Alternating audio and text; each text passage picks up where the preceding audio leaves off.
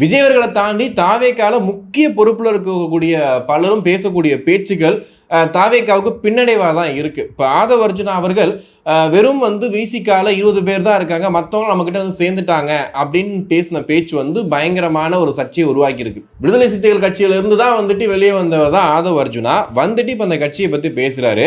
ஆனால் இதுக்கு பின்னாடி கூட அரசியலை பார்த்தீங்க அப்படின்னா இப்போ இருக்க சுச்சுவேஷனுக்கு விடுதலை சிறுத்தைகள் கட்சி திமுகவிலிருந்து வெளியேறதுக்கான வாய்ப்புகள் இருக்குது.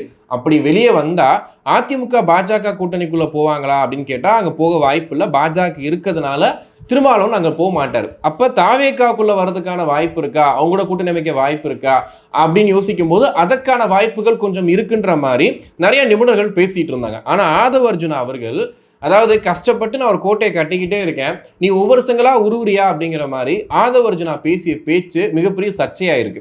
20 பேர், ஆனால் இன்னைக்கு தண்ணிலை விளக்கம் சொல்றாரு. 20 பேர்னு சொன்ன ஸ்லீப்பர் செல்ஸ் தான் நான் சொன்னேன், மற்றபடி வேற எதையும் நான் பெருசாக மென்ஷன் பண்ணல அப்படின்னு.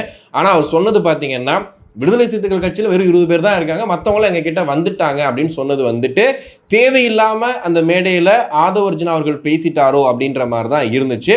இன்னொரு பக்கம் கட்சியோட பொதுச் செயலாளர் புஷியானந்த் அவர்கள் அவர் பேசும்போது 4 இடங்களில் போட்டியிடுவார் அப்படின்ற மாதிரி ஒரு வார்த்தையை விட்டிருந்தாரு. ரூல்ஸ் படி அப்படி பண்ண முடியாது. இது கூட தெரியாமல் நீங்கள் மேடையில் பேசலாமா, அதுவும் ஒரு கட்சியோட பொதுச் செயலாளர் அப்படிங்கிறத நிறைய பேர் இன்னைக்கு அதை பற்றி ட்ரெண்ட் பண்ணிட்டு இருக்காங்க.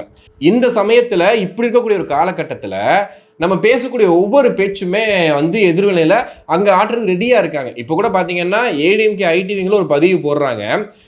இங்கே இருக்கக்கூடிய திமுக சார்ந்த ஊடகங்கள் அதை பயங்கரமாக ப்ரமோட் பண்ணுறாங்க. வரலாற்றில் இது வரைக்கும் திமுகவும் அதிமுகவும் சேர்ந்து ஒரு வேலையை ரொம்ப சிறப்பாக செஞ்சுருக்காங்களான்னு பார்த்தீங்கன்னா பெருசாக இருக்காது. ஆனால் விஜயை அட்டாக் பண்ணுறதுல மட்டும் பயங்கர சிறப்பாக காலையிலேருந்து ஒர்க் பண்ணிட்டு இருக்காங்க.